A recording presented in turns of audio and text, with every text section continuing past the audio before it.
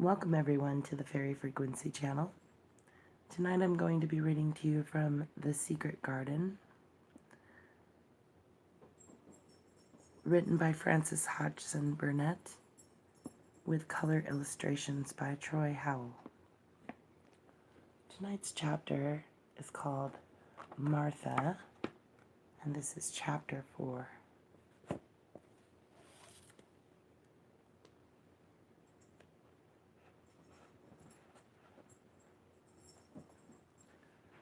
When she opened her eyes in the morning, it was because a young housemaid had come into her room to light the fire and was kneeling on the hearth rug, raking out the cinders noisily. Mary lay and watched her for a few moments and then began to look about the room. She had never seen a room at all like it and thought it curious and gloomy.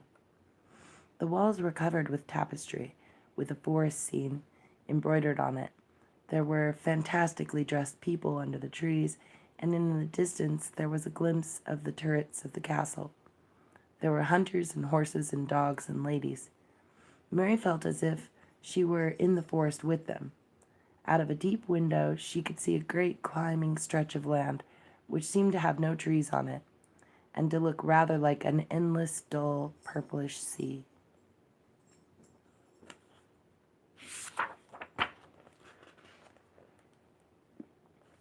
"Martha, what is that?" she said, pointing out of the window.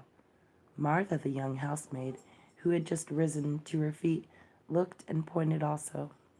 "That there?" she said. "Yes, that's the moor," with a good-natured grin. "Does thee like it?" "No," answered Mary, "I hate it." "That's because thou'rt not used to it," Martha said, going back to her hearth. "Thou thinks it's too big and bare now, but thou wilt like it." "Do you?" inquired Mary. That I do," answered Martha, cheerfully polishing away at the grate. "I just love it. It's none bare. It's covered with growing things and smells sweet. It's fair lovely in spring and summer with the gorse and broom and heathers and flower. It smells of honey, and there's such a lot of fresh air, and the sky looks so high, and the bees and skylarks make such a nice noise hummin' and singin'. I wouldn't live away from the moor for anything." Mary listened to her with a grave, puzzled expression. The native servants she had been used to in India were not in the least like this. They were obsequious and servile, and did not presume to talk to their masters as if they were their equals. They made salams and said and called them protector of the poor and names of that sort. Indian servants were commanded to do things, not asked. It was not the custom to say please and thank you, and Mary had always slapped her ayah in the face when she was angry. She wondered a little what this girl would do if one slapped her in the face. She was a round, rosy, good-natured looking creature, but she had a sturdy way which made Mistress Mary wonder if she might not even slap back, if the person who slapped her was only a little girl. "You are a strange servant," she said from her pillows rather haughtily. Martha sat up on her heels with her blacking brush in her hand and laughed without seeming the least out of temper. I know that," she said. "If there was a grand missus at Misselthwaite, I should have never have been even one of the under housemaids. I might have been let to be a scullery maid, but I've never have been let upstairs. I'm too common, and I talk too much Yorkshire. But this is a funny house for all it's so grand. Seems like there's neither master nor mistress except Mr. Pitcher and Mrs. Medlock. Mr. Craven, he won't be troubled about anything. When he's here, and he's nearly always away, Mrs. Medlock gave me the place out of kindness. She told me she could never have done it if the Misselthwaite had been like the other big houses." "Are you going to be my servant?" Mary asked, still in her imperious little Indian way. Martha began to rub her grate again. "I'm Mrs. Medlock's servant," she said stoutly, "as she's Mr. Craven's. But I'm to do the housemaid's work up here and wait on you a bit. But you won't need much waiting on. Who's going to dress me? Demanded Mary. Martha sat up on her heels again and stared. She spoke in broad Yorkshire in her amazement. Cannot thou dress thysen? She said. What do you mean? I don't understand your language, said Mary. I forgot, Martha said. Mrs. Medlock told me I'd have to be careful or you wouldn't know what I was saying. I mean, can't you put on your own clothes? No, answered Mary quite indignantly. I never did in all my life. My ayah dressed me, of course. Well, said Martha, evidently not in the least aware that she was impudent. It's time that should learn. That cannot begin younger. It'll do thee good to wait on thysen a bit. My mother always said she couldn't see why grand people's children didn't turn out fair fools, with the nurses and being washed and dressed and took out to walk as if they were puppies. It is different in India, said Mistress Mary disdainfully. She could scarcely stand this, but Martha was not at all crushed. I can see it's different, she answered almost sympathetically. I dare say it's because there's such a lot of blacks there instead of respectable white people. When I heard you was coming from India, I thought you was a black too. Mary sat up in bed, furious. What? She said. What? You thought I was a native? You, daughter of a pig? Martha stirred and looked hot. Who are you calling names? She said. You needn't be so vexed. That's not the way for a young lady to talk. I've nothing against the blacks. When you read about 'em in tracts, they're always very religious. You always read as a black's a man and a brother. I've never seen a black, and I was fair pleased to think I was going to see one close. When I come into the light your fire this morning, I crept up on your bed and pulled the covers back, careful to look at you. And then there you was, disappointedly, no more black than me, for all you're so yeller. Mary did not even try to control her rage and humiliation. You thought I was a native? You dared? You don't know anything about natives. They are not people, they're servants who must salaam you. You know nothing about India, you know nothing about anything. She was in such a rage and felt so helpless before the girl's simple stare, and somehow she suddenly felt so horribly lonely and far away from everything. She understood and which understood her, that she threw herself face downward on the pillows and burst into passionate sobbing. She sobbed so unrestrainedly that good-natured Yorkshire Martha was a little frightened and quite sorry for her. She went to bed and bent over her. You mustn't cry like that there, she begged. You mustn't for sure. I didn't know you'd be vexed. I don't know anything about anything, just like you said. I beg your pardon, miss. Do stop crying. There was something comforting and really friendly in her queer Yorkshire speech and sturdy way, which had a good effect on Mary. She gradually ceased crying and became quiet. Martha looked relieved. It's time for thee to get up now, she said. Mrs. Medlock said I was to carry the breakfast and tea and dinner in the room next to this. It's been made into a nursery for thee. I'll help thee on with thy clothes if thou get out of bed. If the buttons at the back, thou cannot button them up thyself. When Mary at last decided to get up, the clothes Martha took from the wardrobe were not the ones she had worn when she arrived the night before with Mrs. Medlock. Those are not mine, she said. Mine are black. She looked the thick white wool coat and dress over, and added with cool approval, those are nicer than mine.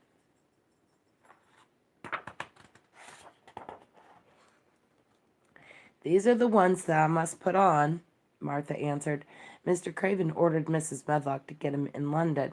He said, I won't have a child dressed in black wandering about like a lost soul, he said. It'd make the place sadder than it is. Put color on her. Mother, she said she knew what he meant. Mother always knows what a body means. She doesn't hold with black Herschel. I hate black things, said Mary. The dressing process was one which taught them both something.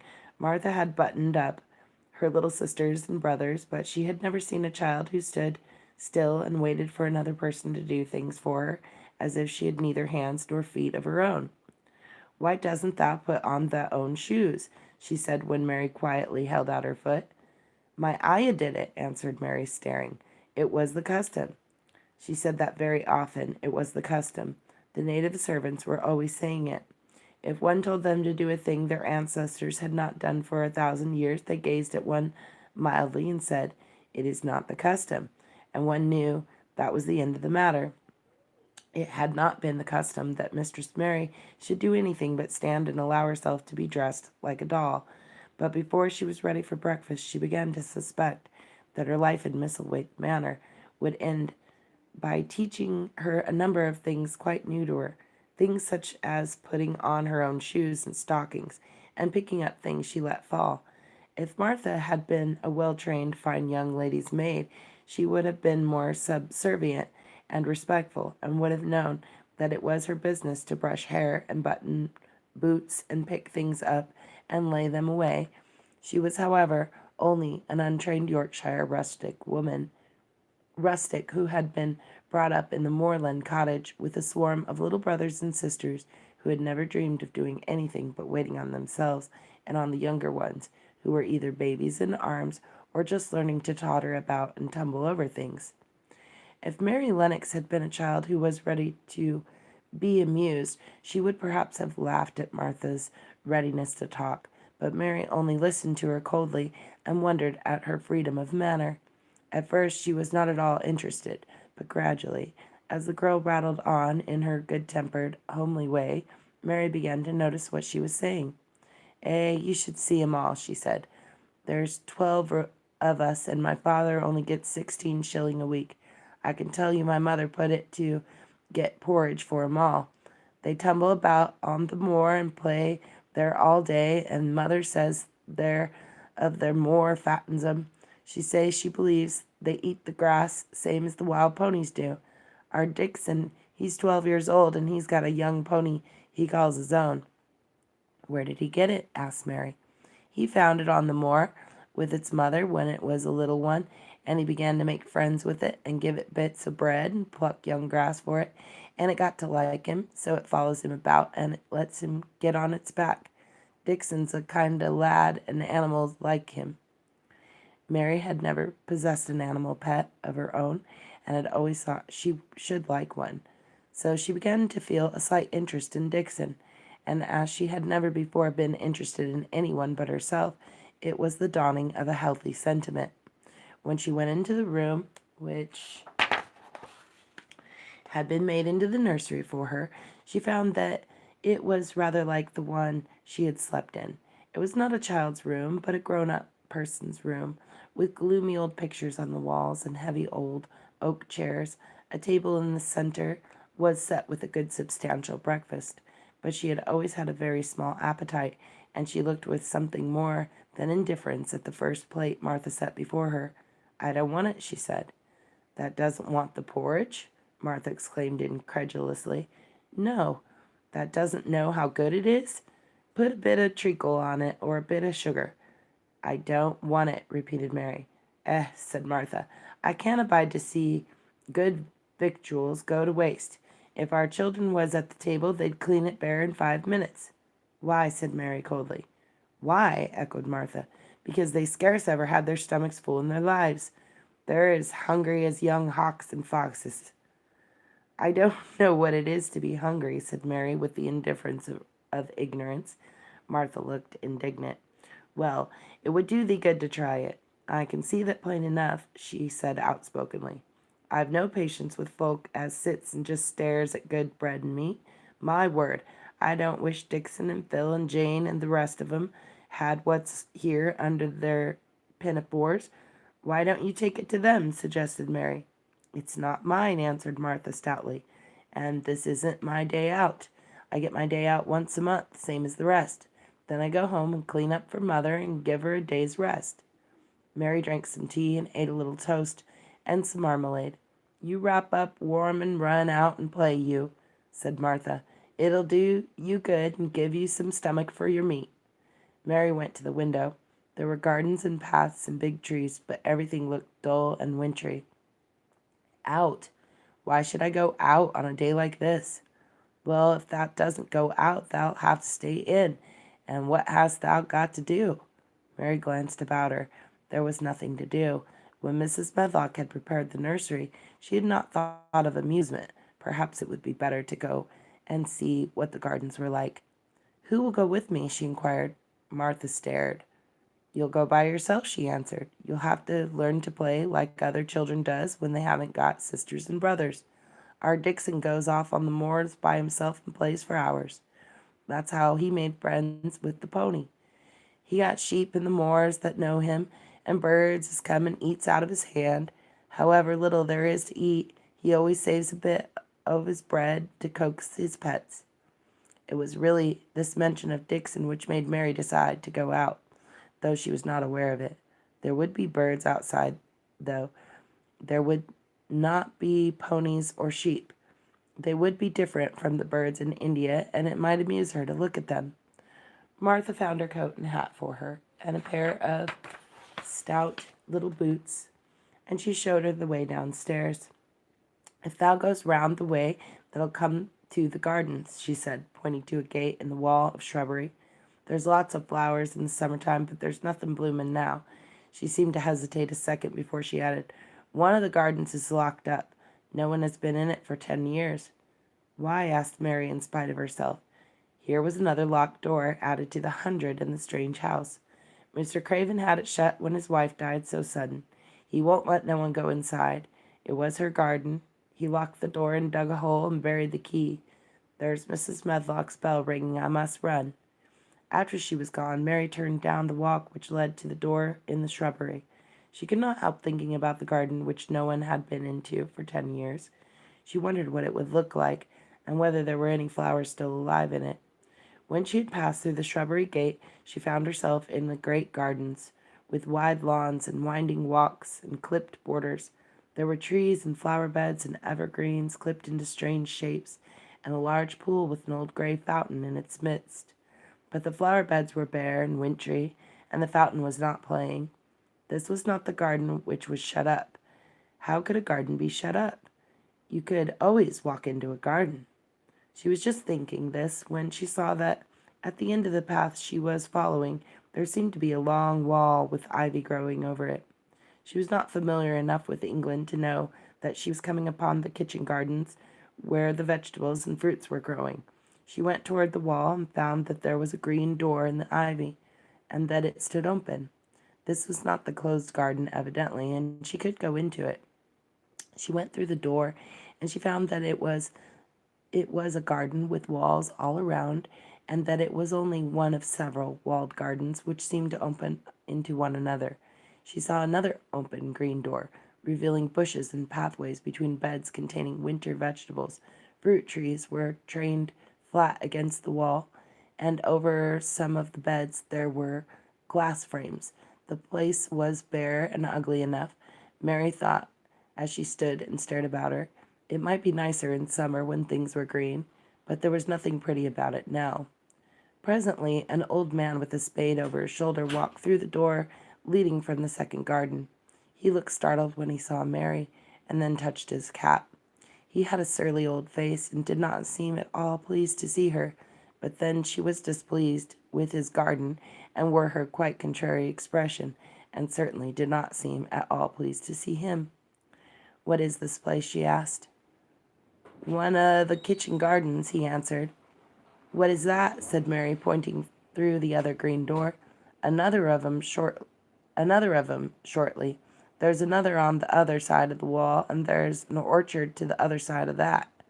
Can I go in them? Asked Mary. If the likes, but there's naught to see. Mary made no response. She went down the path and through the second green door. There she found more walls and winter vegetables and glass frames, but in the second wall there was another green door, and it was not open. Perhaps it led into the garden which no one had seen for 10 years.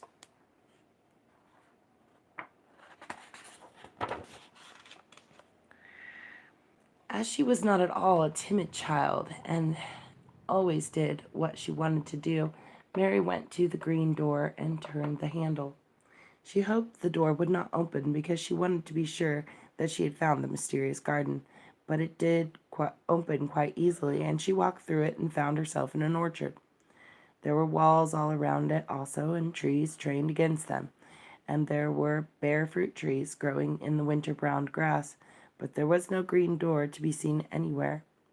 Mary looked for it, and yet, when she had entered the upper end of the garden, she had noticed that the wall did not seem to end with the orchard, but to extend beyond it, as if it enclosed a place at the other side. She could see the tops of the trees above the wall, and when she stood still, she saw a bird with a bright red breast sitting on the topmost branch of one of them, and suddenly he burst into his winter song, almost as if he had caught sight of her and was calling to her. She stopped and listened to him, and somehow his cheerful, friendly little whistle gave her a pleased feeling. Even a disagreeable little girl may be lonely, and the big closed house and big bare moor and big bare gardens had made this one feel as if there was no one left in the world but herself. If she had been an affectionate child, who had been used to being loved, she would have broken her heart, but even though she was Mistress Mary quite contrary, she was desolate, and the bright-breasted little bird brought a look into her sour little face which was almost a smile. She listened to him until he flew away. He was not like an Indian bird, and she liked him and wondered if she should ever see him again. Perhaps he lived in the mysterious garden and knew all about it. Perhaps it was because she had nothing whatsoever to do that she thought so much of the deserted garden. She was curious about it and wanted to see what it was like. Why had Mr. Archibald Craven buried the key? If he had liked his wife so much, why did he hate her garden? She wondered if she should ever see him, but she knew that if she did, she should not like him, and he would not like her, and that she should only stand and stare at him and say nothing, though she should be wanting dreadfully to ask him why he had done such a queer thing. People never like me, and I never like people, she thought, and I never can talk as the Crawford children could. They were always talking and laughing and making noises. She thought of the robin and of the way he seemed to sing his song at her, and as she remembered the treetop he perched on, she stopped rather suddenly on the path. I believe that tree in the secret garden. I feel sure it was, she said. There was a wall round the place, and there was no door. She walked back into the first kitchen gate she had entered and found the old man digging there. She went and stood beside him and watched him a few moments in her cold little way. He took no notice of her, and so at last she spoke to him. "I've been into the other garden," she said. "There was nothing to prevent thee," he answered custily. "I went into the orchard. There was no dog at the door to bite thee," he answered. "There was no door there into the other garden," said Mary. "What garden?" he said in a rough voice, stopping his digging for a moment. "The one on the other side of the wall," answered Mistress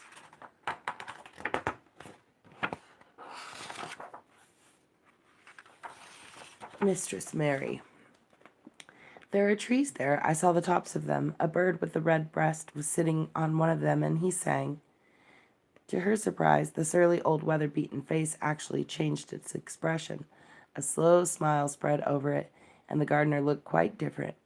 It made her think that it was curious how much nicer a person looked when he smiled. She had not thought of it before. He turned about to the orchard side of the garden and began to whistle, a low, soft whistle. She could not understand how such a surly man could make such a coaxing sound.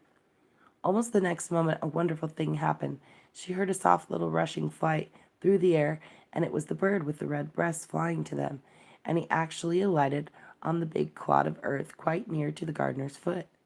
"Here he is," chuckled the old man, and then he spoke to the bird as if he were speaking to a child. "Where hast thou been, thou cheeky little beggar?" he said. "I've not seen thee before today.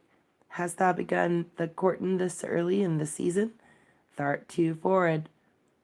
The bird put his tiny head on one side and looked up at him with his soft bright eye, which was like a black dewdrop.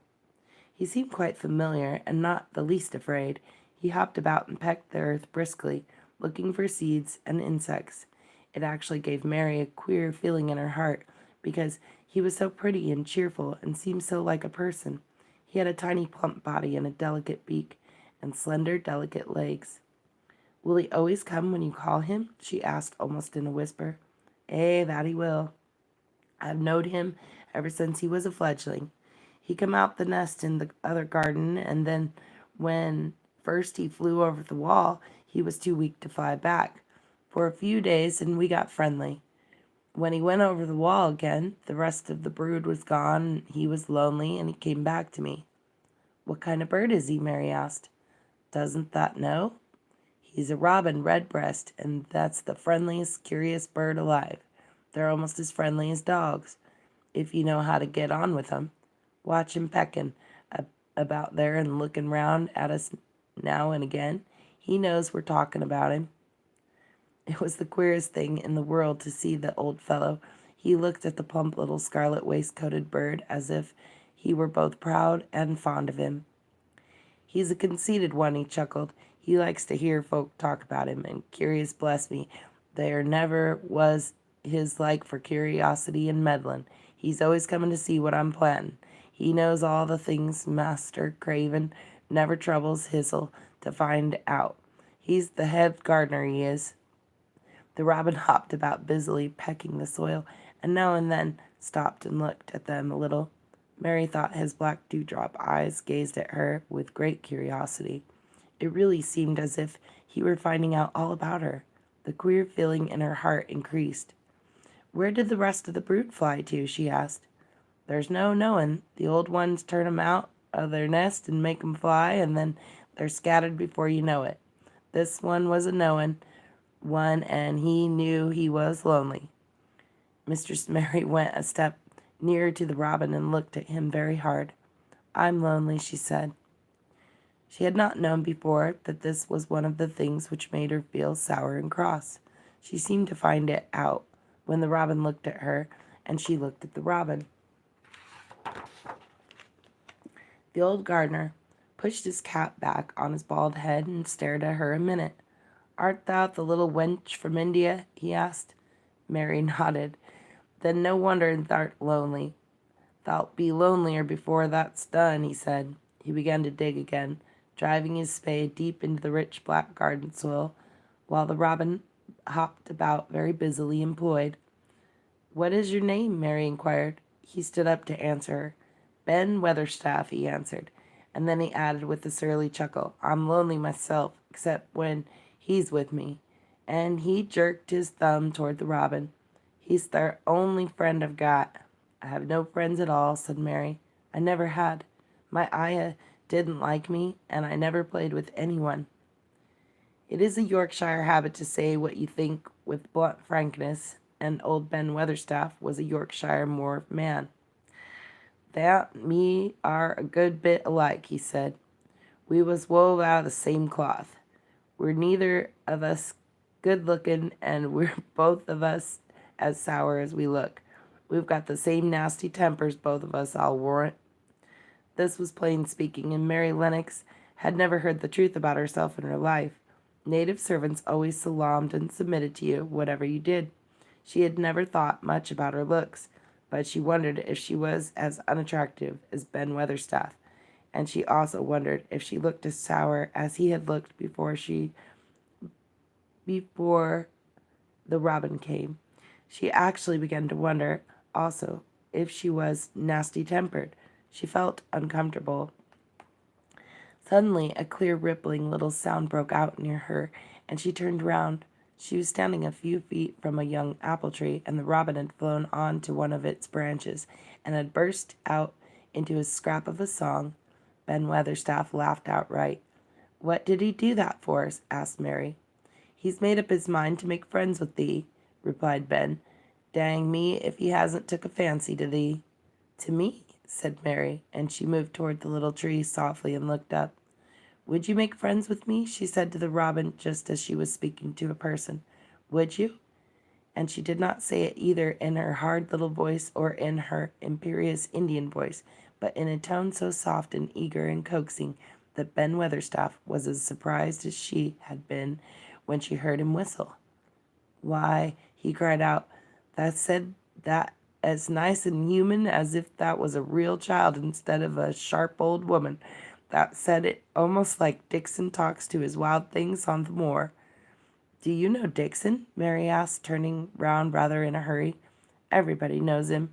Dixon's wandering about everywhere. The very blackberries and heatherbells knows him.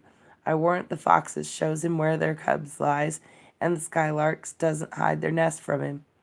Mary would have liked to ask some more questions.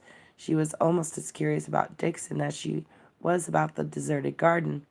But just that moment the robin, who had ended his song, gave a little shake of his wings, spread them, and flew away. He had made his visit and had other things to do.